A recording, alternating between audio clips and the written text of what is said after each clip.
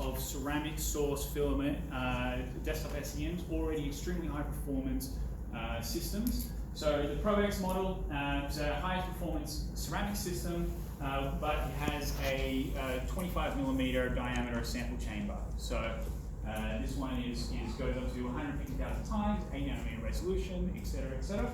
And we also have the exact same column in the Phenom XL. The main difference here is that we have a 100 by 100 by 60 millimeter sample chamber.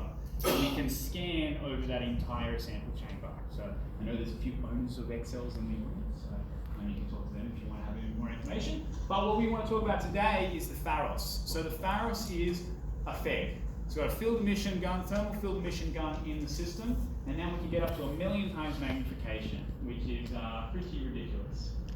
So I'm sure most of you know, but just a quick recap, there's 3 main source types that we see in desktop SEMs, in SEMs in general. We've got a tungsten filament, ceramic filament, and a field emission gun. As we go up in those, up that list, we go up in brightness, up in resolution, we go up in a little bit in complexity as well. But this is why it's for the first time that we've been able to, well not me personally, but the engineers at Phenom have brought together that complexity into a simple package that is reliable and we can stick straight under a bench.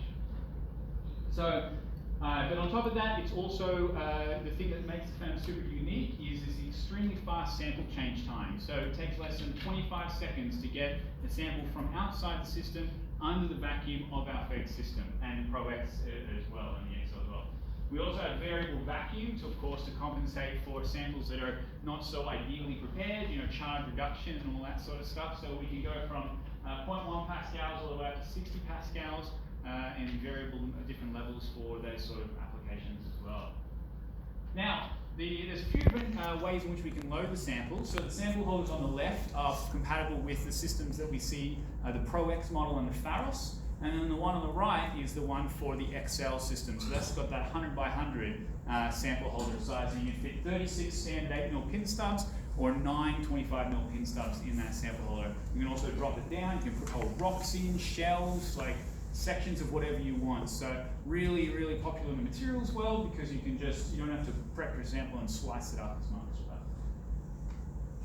All right, so now that we have our system, and now we have our sample mounted on our pin stub, put into that sample holder, we just slot it in the front of the instrument like a coffee pod going in and pull down that door.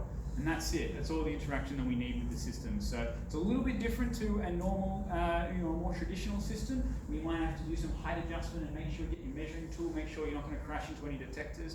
Once you correctly mount your sample in that sample holder, there's no way you can physically crash it into any of the internal parts of the instrument. So it's almost student-proof. Almost. I don't want to say it's 100% student-proof, but I have trained high school students in less than half an hour how to use this system and left it to them for over a week, and I got it back in one piece. So I am fairly confident that with just a small amount of training that people can use this system and get extremely good images. All right, so now it's nothing but pictures. I just want to kind of tell a story and show the different capabilities of the system. Let's start off with something extremely simple. So we've just got some bacteria, and we've just got 10 kb backscatter images.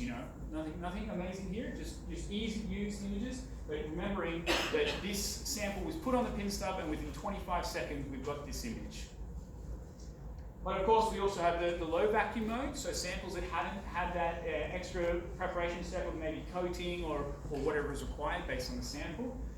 We can still have a low vacuum mode and get extremely workable images. I can't tell you how many people we have out there who are doing things like sticking in insects, leaves, seeds, a whole bunch of other things in the system without any sort of sample prep. When we have these, now desktops are on all sorts of benches. They don't have the full SEM prep labs that a lot of you are used to. They don't have this extra equipment. They only have the facilities for the system itself. And with these sort of now charge reduction modes, we can get around doing all that extra prep. All right, but of course we also have secondary electron detector. So here we have some nice pictures of some muscle tissue where we can see that extra topography, that extra shading that we get from the secondary electron image. So we've got all that as well. Here's some extra ones where we have some red and white blood cells in a clotting structure. So we can get some really nice images using that secondary electron detector. I think this screen is, I've been noticing it all day, but I think the screen is lower res than all of our pictures that we're putting up there. It's a little bit so but let's go through the workflow that we would go through for more typical samples of what I've seen and talked to people here today. So this is not a true thin section, but a slice of some skin, some tissue that has been put onto a slide.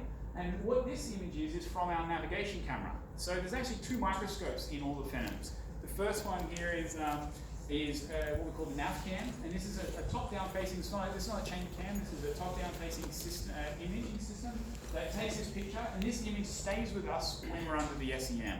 So if for those of you who have seen the system, in the top right-hand corner, we keep a little version of this image up there, and we can click on it and move around and use it for navigation within the system. The idea being, as I'm sure most of you have experienced, when we're looking at high mag, it's very easy to lose ourselves in our sample.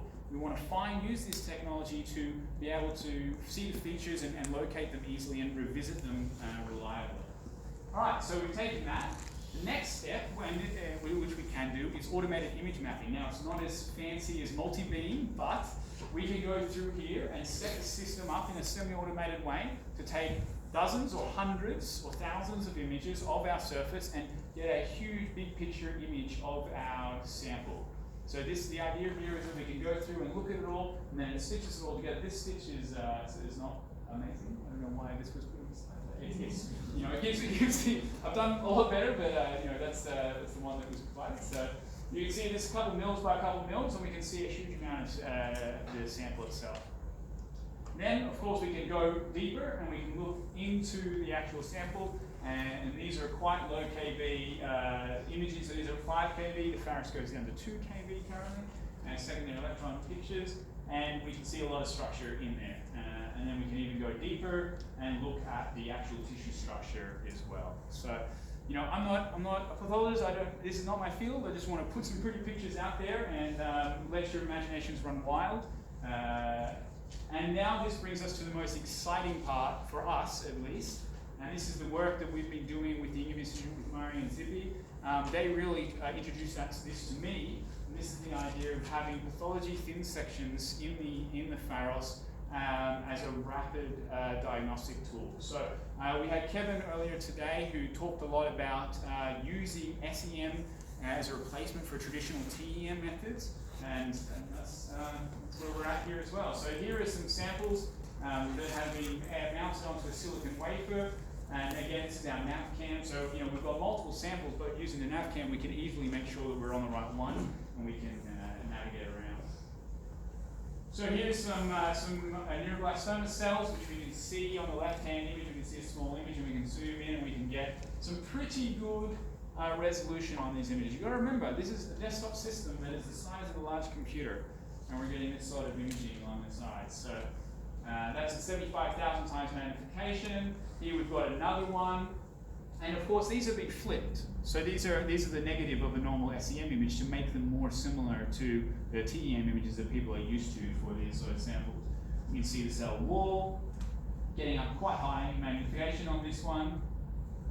And then these ones, even better than the ones that we did. These are the ones done by Zippy and Murray themselves, so it's a lot nicer than the ones we did, but there's a reason for that. They've got a lot more experience doing this. So some renal biopsy tissue, where we can actually see the basement membrane here, and then, again, not an expert, but my understanding, what I've been learning is that the features and the way that this looks is really important for diagnostic reasons. So to me, this is a beautiful image, and I'm not surprised that this is why people are getting excited for this instrument for this application. Here's another one with some lung tissue. You can see we're getting quite a lot of detail in the image there. So if you want to talk about this, I'm sure a lot of you have already seen this because Zippy's been presenting it alright. So I'm sure that I'd love to talk to you about it in more detail if you just don't want my heavy-handed presentation of this data. But the point is, I just wanted to point out how easy and quick these instruments are to use, and that I can't help with the sample prep too much. There's a lot of great talk about sample prep there. Can't really help with that. These are still got to be sample prepped in the same way you would do. Again, you don't have to do the true thin sectioning, even though this one is. But what I can help with is timed imaging, getting those images extremely fast, and having a smaller footprint. You don't need dedicated staff, hours and months of training, and a full-scale lab. So, fastest, highest resolution desktop SEM in the world, completely completely worry-free operation, so very easy to use, low maintenance, compact design and small footprint. All of our labs are getting cramped these days, so smaller maintenance spoon is better. No special room requirements. You'll see that we're on a bench up there that's no sturdier than this one here. And yeah, so look, that's all I've got to say. If you want to come and talk to me, I've got the system over there today and tomorrow.